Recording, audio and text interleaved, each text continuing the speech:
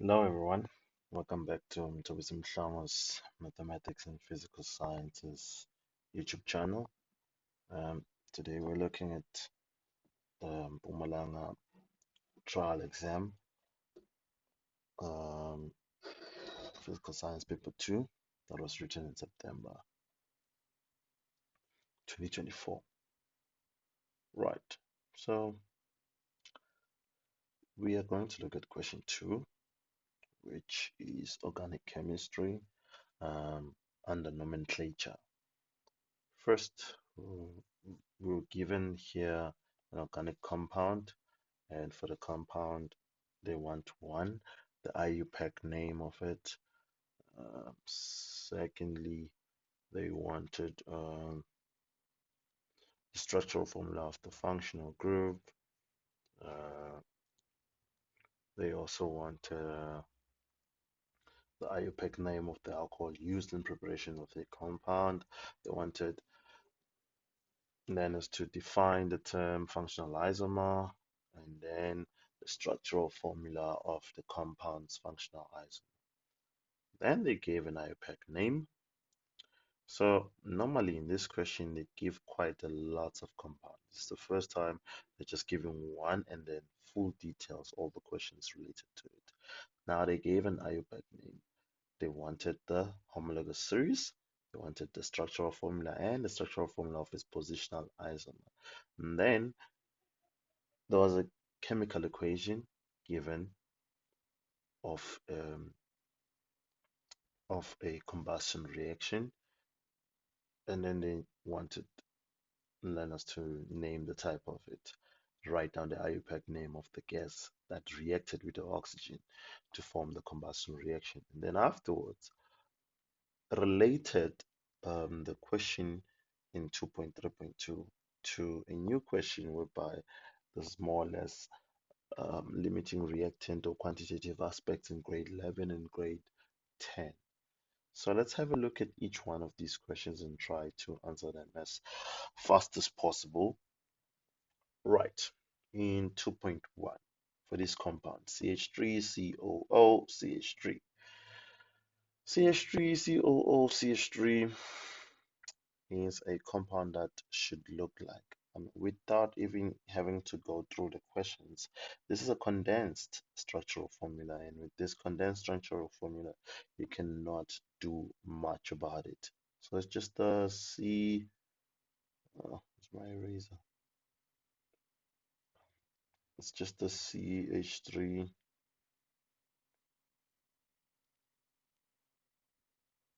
COO CH3. With a condensed structural formula, you can start from left to the right side in order to draw your structure. Okay, let me just take this a bit down. So we start with CH3. Draw C, we draw three H's. Then we draw a carbon. Now for a carbon to be bonded to oxygen and still have four bonds, it means it's bonded to another oxygen, which is a double bond here. Now you have one, two, three, four bonds. Then oxygen can only bond with, well, twice in its stable state because it's in the group, is it group 6? Yes. Then the carbon in here will bond it to one bond and then the H3s. Well, we haven't answered the question yet, but we want the IUPAC name of this compound. Now,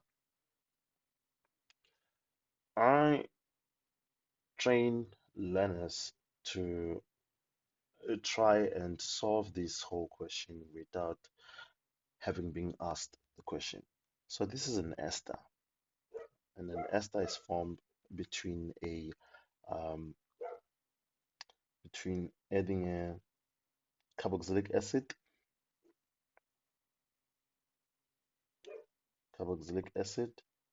plus an alcohol. And where you see the carboxylic acid, I know this doesn't look nice. I just wanted to write Ca. Where you see the double bond, that's where the carboxylic was. And where you see the carbon containing an oxygen, which is this one here, that's where the alcohol was. So if we cleave this bond, which is called retrosynthesis, whereby we are breaking down a compound, we want to see how was it formed. So now we know we had a carboxylic acid with how many? With two carbons, and that would be none other than um, ethanoic acid,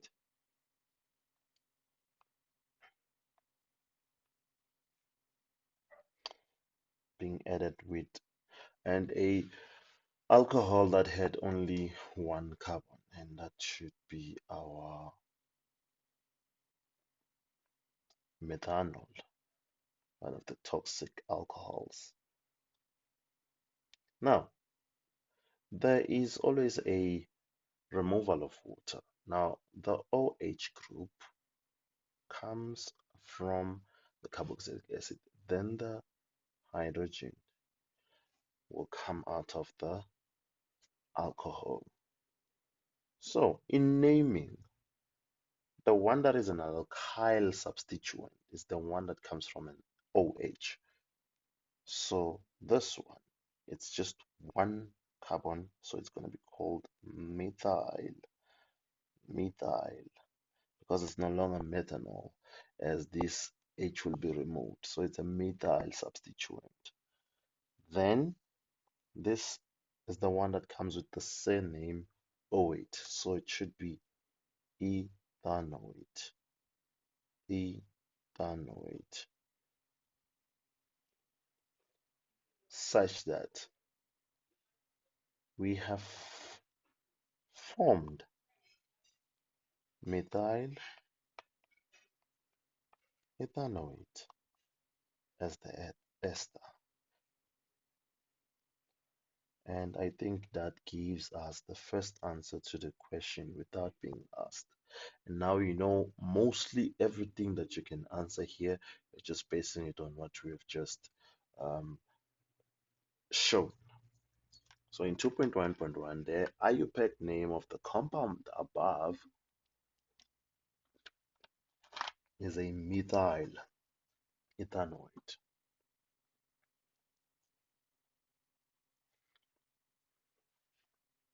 Then in 2.1.2, they want the structural formula for the functional group. Now, we have shown the structural formula, or maybe I can redraw the structural formula, not the structural formula, but the compound. So we have this compound here, the C double bond connected to an O, C, H, H, H. Then the functional group that shows this is an ester is right here. So when they want the structural formula of the functional group, you don't give them the whole structure. You need to show them what I've shaded here in red, meaning your answer should just be this C double bond, and make sure that the bonds are correct. See, carbon has 4 bonds, then the oxygen will have 2 bonds, and then this carbon must just have these vacant bonds. Excuse me. Sometimes you'll find that um, these can be written also as C double bond O and O with an R. R meaning an alkyl substituent. It's also acceptable, but it's best if you just do with the carbon with 4 bonds. Okay, now 2.1.3 is asking the IUPAC name of the alcohol used in the preparation of this compound. Well, if you hadn't drawn the structure, you wouldn't know where is the side of the that's coming from a carboxylic acid, and where is the side that's coming from the alcohol? So we have already answered that question because you can see that from here, the alcohol is methanol. So you can simply just say 2.1.3, this was methanol. 2.1.4, now they want a definition of a functional isomer. Functional isomer. Now, if you still struggle with definitions, I shall add in the videos or in one of the videos, maybe someone can comment to remind me to add a link where you can download the exam guideline that has all the latest and especially the 2021, which is being used lately. So a functional isomer is an organic compound.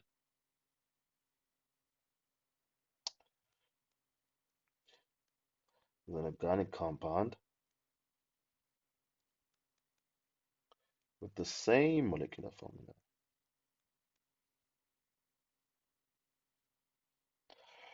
I think sometimes I should just type this out. With the same molecular formula,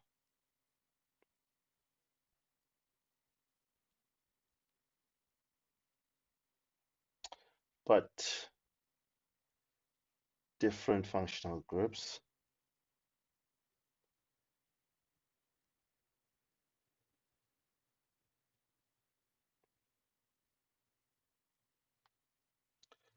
on the parent chain.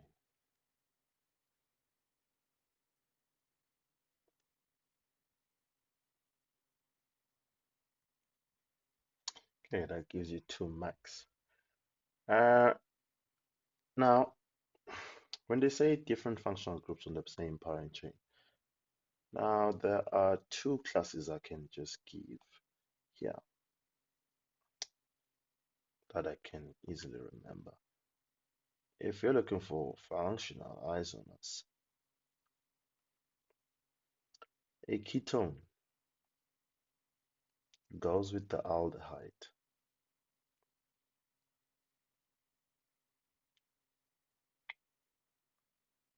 An ester goes with a carboxylic acid. That is just the guaranteed ones. Others, yes, they can appear. So in 2.1.5, here's what they want. Structural formula of this compound's functional isomer. Now, this compound meaning the ester CH3COOCH3, which is this ester here, CH3COOCH3. It's a ester with how many? And we said an ester goes with a carboxylic acid, so it's a C3. How many H's? If you can go back and count here, that is 1, 2, 3, 4, 5, 6 H's. H6O2. So for a carboxylic acid to have these 1, 2, 3, it must have C double bond here, and then an O with an H, then 1, 2, 3, 4, 5. That makes 6 H's and 2 O's. So the structural formula would be this. Then we move on to question 2.2, where they say the IUPAC name of an organic compound is 2.4-dimethylhexane 3-one. And then for this compound, write down the homologous series to which it belongs to. Secondly, its structural formula. And lastly, the structural formula of its positional isomer. All right, they want many things here. You have 2.4 dimethyl 3 on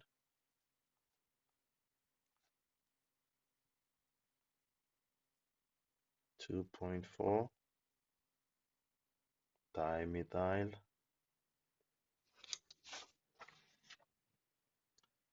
hexane 3 on. So we have suffixes here. Then we have the chain. Then we have the substituent here. Suffix, position of suffix. And then we have the parent chain. And we have the substituent. So this tells us to which homologous series.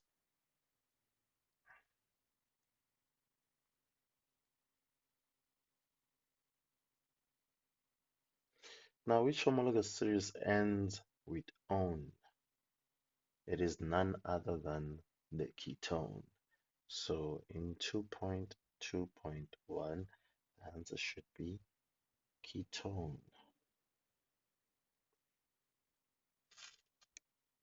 Then the structural formula of this compound, like we have discussed it just now.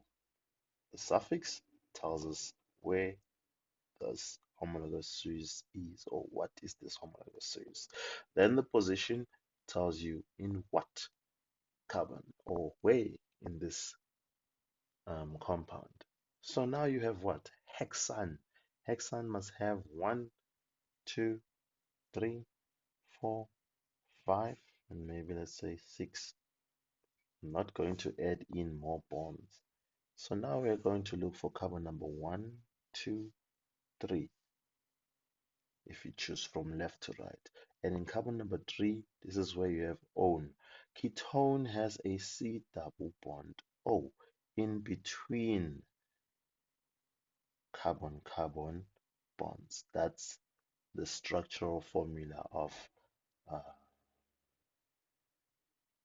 structural formula of the functional group. So this is the functional group of a ketone. Functional group. So let me just remove that so we can have something that is clear.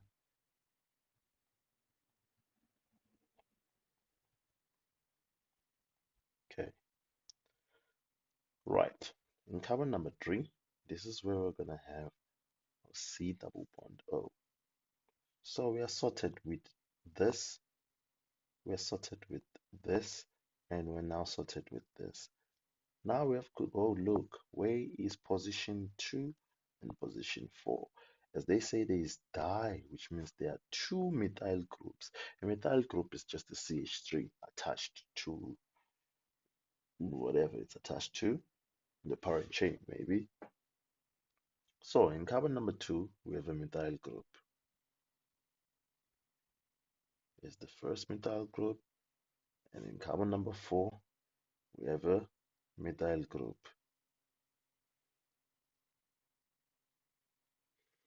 Then the rest is just H's, hydrogens, hydrogens, hydrogens, and hydrogens. Let us not forget carbon number 2 is only having 1, 2, 3 bonds, and then we add the last one, it's H. And carbon number 3 doesn't need an extra bond because it already has a double bond. That is the first structural formula, which is required in 2.2.2. Now, 2.2.3 says they want what? Let's go back to the question. In 2.2.3, they want structural formula of a positional isomer. Now, a positional isomer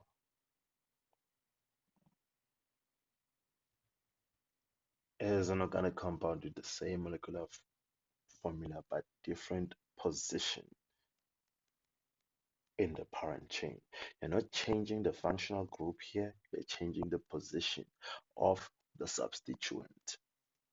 Now we have how many substituents here? We have this as a substituent, we have this as a substituent, we have this as a substituent. So you may choose to move this one to here. You may choose to move this one up to here if you want, or move this one up to here. So it's just different positions. But it's wise to move the methyl groups when it's a positional isomer. Because once you move this, you might find that you had a, a, a ketone that has four or three, then it ends up being a aldehyde. So it's wise not to move it. So let's see. If we move from position 4 to position 5, the methyl group, we're going to have um, H3, C number 2 with the H. I'll put the methyl group here.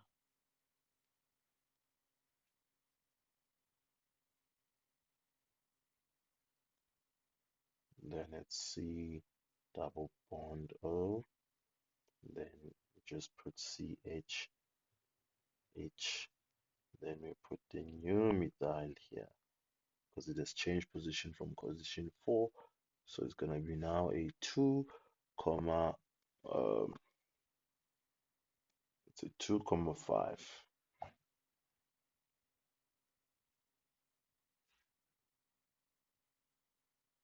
And it's H. And then it should be 1, 2, 3, 4, 5, 6. Yeah.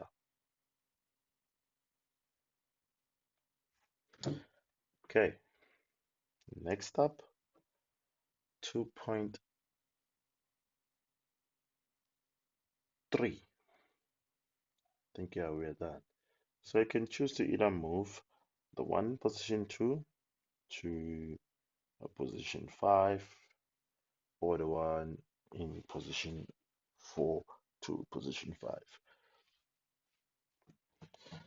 Then that will be a positional isomer. Okay, last bit of the question. Study the following chemical reaction, which is a 2C4H10 gas plus 13O2 gas reacting to form 8 CO2 gas plus 10 water molecules, which is H2O in gaseous form.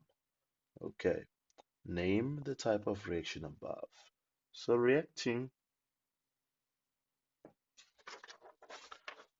we are reacting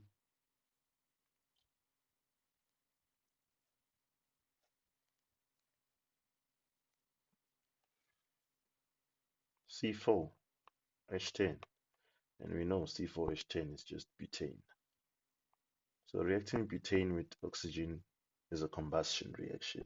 Let's just go straight to it. So we are combusting butane. It's a combustion reaction. 2.3.2 is asking us write down the IUPAC name of the gas that reacted with oxygen. I think we've already answered it, but how do you come up with an answer like this? Okay, you can use methods like, okay, I can see that it's a C4, and I know C4 means but, and I know when there's H10, this means C4H10 came from a C and H 2 times N plus a 2. Why? Because C4 times H, well, not times H, with H 2 times 4 plus 2 gives me a C4H10, which I know is just an alkane because of this general formula from an alkane, then it makes butane.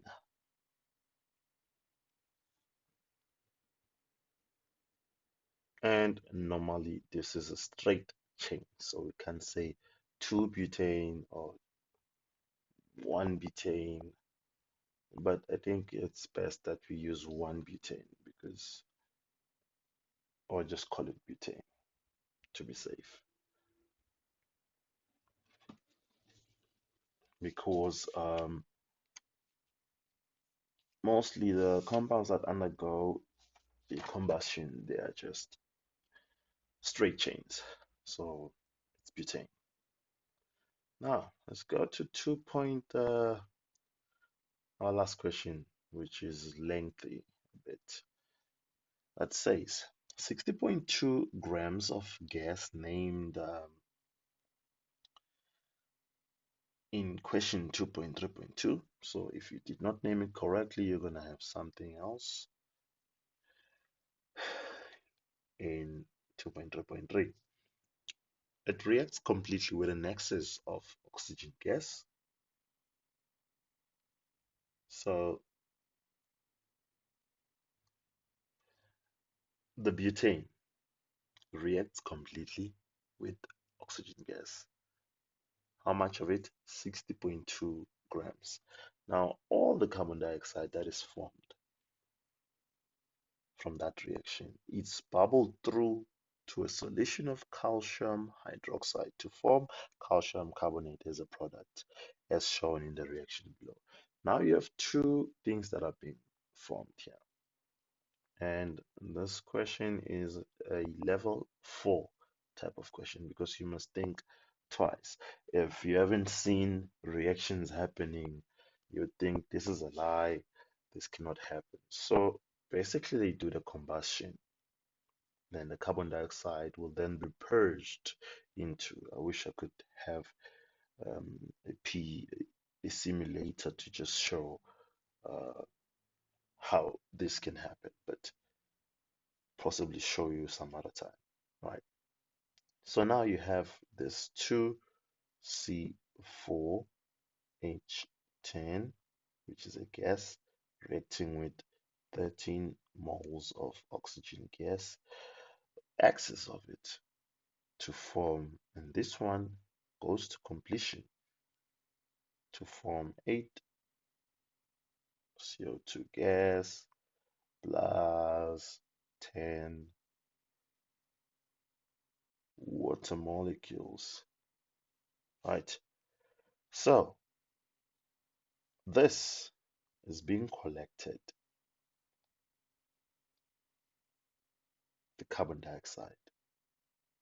As it's being collected, it is then put in another reaction vessel with calcium hydroxide. So now remember, they are taking the carbon dioxide that has been formed. So the reaction here is a CO2 gas, this one is aqueous, and it reacts to form calcium carbonate, which is a solid, plus water. I don't know in what format, but I'm guessing it should be a bit liquidish so that it precipitates or something. Okay, how do you then calculate? So you reacted this completely. You reacted 60.2 grams completely, and you have formed 8 moles of carbon dioxide from reacting 2 moles of butane gas in an excess of this one. So we're going to use this one and this one in order to find how much of this was formed from the carbon dioxide's number of moles. Okay, let's start with the calculations.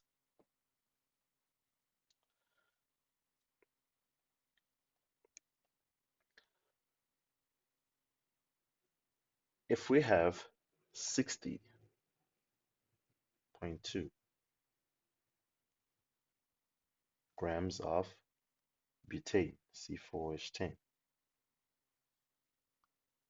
how much moles do we have of it? Number of moles of butane, or just number of moles of but, is given by the mass over the molar mass of C4H10. If 60.2 of it reacted with 4 times the 12 plus 10 times the 1, then this will give us, let me just punch my calculator real quick. It gives us 60.2.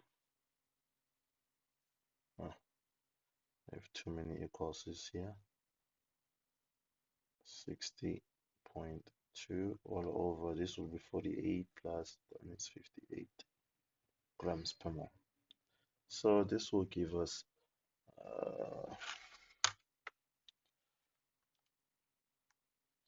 60.2 divided by 58.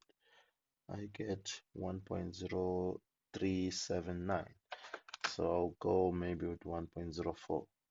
1.04 moles. Right, that's butane. But we say the butane or